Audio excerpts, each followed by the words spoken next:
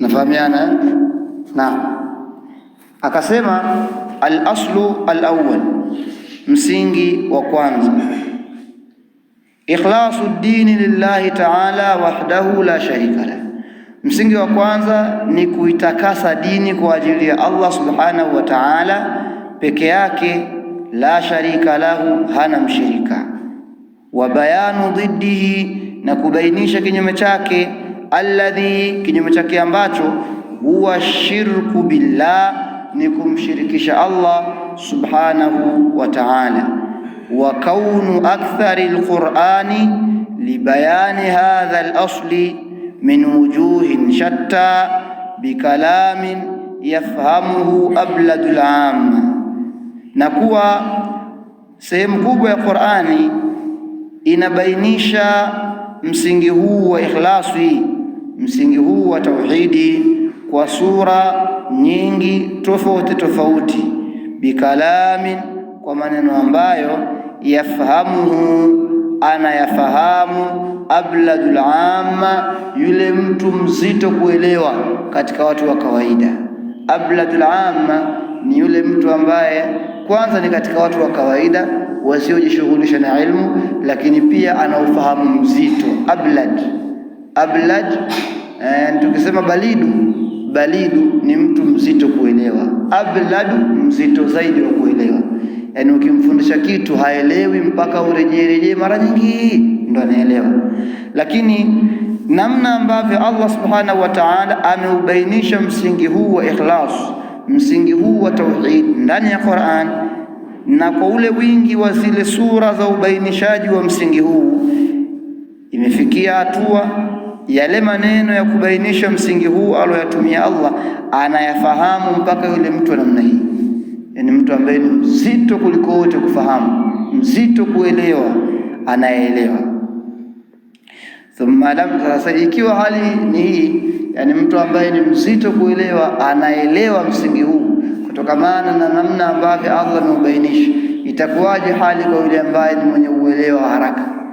Bila shaka yule ambaye ufahamu wake ni wa haraka atakuwa anaelewa vizuri zaidi na zaidi msingi huu, ya kwamba tunapaswa kuelekeza matendo yetu yote kwa Allah subhanahu wa ta'ala katika dini, pasina kumshirikisha na chochote katika hilo, na kuwa mbali na ushirikina na watu wake. Thumma lamma sara ala akthari al-ummati ma sara, anasema Sheikh rahimahullah, kisha yalipotokea katika wengi miongoni mwa watu wa umma huu yaliyotokea. Thumma lamma sara ala akthari al-ummati ma sara, kisha pindi yalipotokea kwa wengi katika watu wa umma yale yaliyotokea miongoni mwa bid'a, mwa shirki na upotevu. Adhhara lahum ash-shaytanu al-ikhlasa, akawadhihirishia shaitani ikhlasi, fi surati tanaqqusi salihin, katika sura ya kutokuwaheshimu watu wema, wataksiri fi huquqihim, na kuwapunguzia haki zao. Yani shaitani akawapambia watu na kuwaonyesha ya kwamba unaposema ikhlasi unasema kuhusiana na kutokuwaheshimu watu wema, na unasema kuhusiana na kupunguza haki zao. Yani wewe ukilingania ikhlas, ukitangaza ikhlas kwamba tunapaswa kumwabudu Allah peke yake na kumwelekezea yeye matendo yetu yote, wanakwambia au yeye shetani ana kuonyesha kwamba kwa kule kuwa hivyo wewe unawavunjia heshima watu wema na unawapunguzia haki zao, kwa kule kusema ibada tunatakikana kuzielekeza zote kwa Allah subhanahu wa ta'ala moja kwa moja, bali jambo ambalo ni sawa kwake yeye na wafuasi wake ni kwamba ibada zielekezwe kwanza kwa watu wema, alafu wao watu wema ndio wawe ni viunganishi baina yetu sisi na Allah subhanahu wa ta'ala. Na huu ndio ushirikina wenyewe. Hatupaswi kuabudu viumbe hata kama ni wema, hatupaswi kuabudu wafu wala kuabudu makaburi wala mizimu wala jua wala mwezi wala chochote katika viumbe kwa hoja kwamba viumbe hivi vitatukurubisha kwa Allah subhanahu wa ta'ala. Hapana, bali njia ya kwa Allah ni fupi, tuelekee kwa Allah moja kwa moja. Hakuna haja ya kutafuta wasait, viunganishi, kwamba nimuombe babu yangu aliye kaburini, nimuombe shekhe wangu aliye kaburini, au nikamuombe shekhe wangu nyumbani kwake, vitu ambavyo hawezi kuvitekeleza isipokuwa Allah. Alafu huyo shekhe na huyo mzee wangu na huyo mfu aliye kaburini na huo mzimu, wao watakuwa ni viunganishi baina yangu mimi na Allah kwa ukaribu zaidi. Jambo hili ni jambo la kimakosa. Allah yupo karibu na sisi, tunapaswa kumuomba yeye moja kwa moja na kumwelekezea yeye peke yake ibada. Tunafahamiana Naam. Wa idha sa'alaka ibadi anni fa inni qaribu ujibu da'wata ad-da'i idha da'ani. Allah anasema, na watakapokuuliza waja wangu kuhusiana na mimi, basi waeleze ya kuwa mimi nipo karibu, ninaitikia wito wa atakayeniita, ninajibu maombi atakayeniomba. Kwa tumombe Allah subhanahu wa ta'ala, innahu qaribun, hakika yupo karibu zaidi. Nafahamiana? Naam. Shida yako yoyote ndogo kubwa ielekeze kwa Allah subhanahu wa ta'ala, ama kuielekeza kwa viumbe, mashekhe, wazee, makaburi, wafu na vitu vingine katika viumbe, huo sio muongozo wa dini yetu. Hizo ni rai na fikra na mapendekezo ya baadhi ya watu ambao ni wachache wa tauhidi na waliozama katika malezi ya kishirikina. Nafahamiana? Naam. Anasema wa adhhara lahum shirka billahi fi surati mahabbati as-salihina wattiba'ihim, na akawadhihirishia sheitani kwamba shirki. Wa adhhara lahum shirka billah, na sheitani akawadhihirishia kumshirikisha Allah fi surati mahabbati as-salihin, katika sura ya kuwapenda watu wema, wattibaihim, na kuwafuata. Kivipi?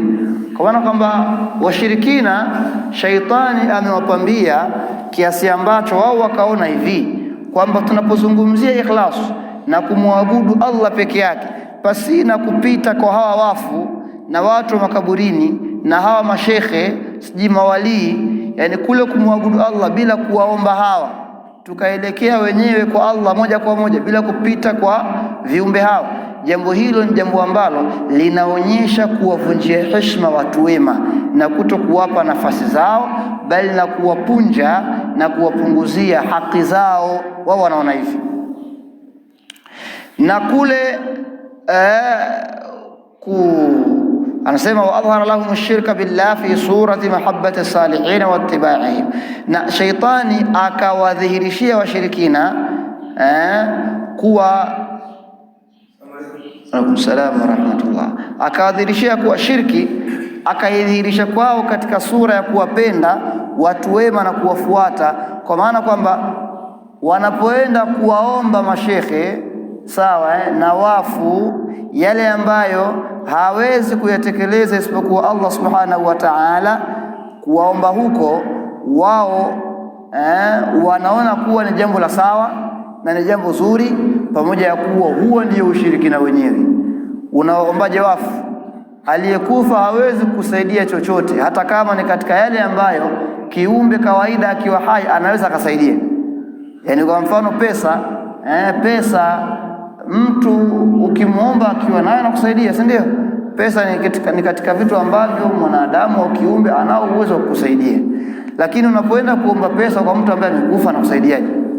Huyo aliyekufa yuko kaburini, yeye anahitajia msaada wako wewe uliyekuwa hai. Umuombe kwa Allah msamaha, umuombe kwa Allah pepo na kadhalika. Sasa wewe unamwombaje yeye? Yeye hana hata 1% ya kukusaidia wewe uliyekuwa hai. Nafahamiana? Huu ni ushirikina. Huu ni ushirikina.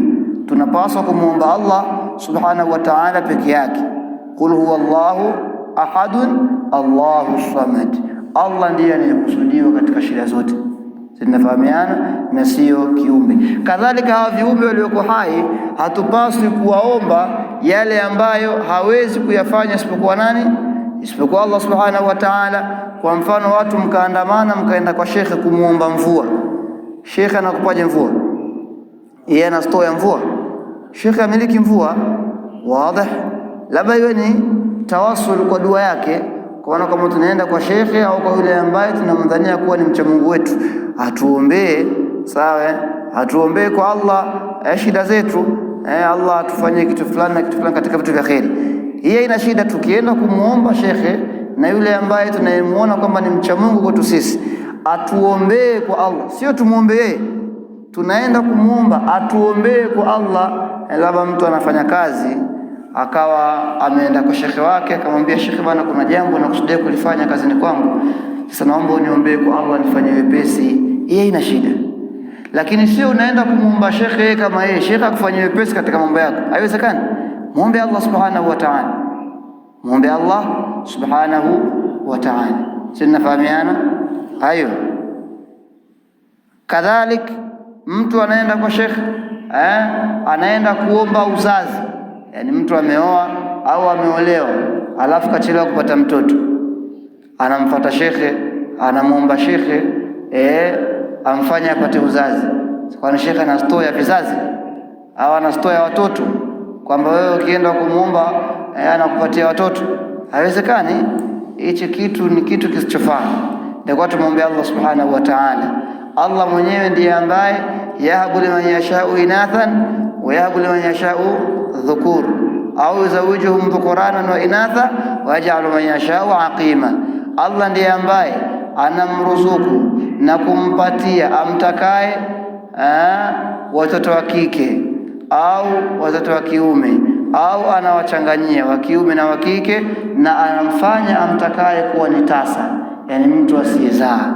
Tunafahamiana? Kwa hili ni milki ya Allah subhanahu wa ta'ala, si shekhe wala mzee wala mtu fulani, hata kama ni wali hamiliki jambo hilo.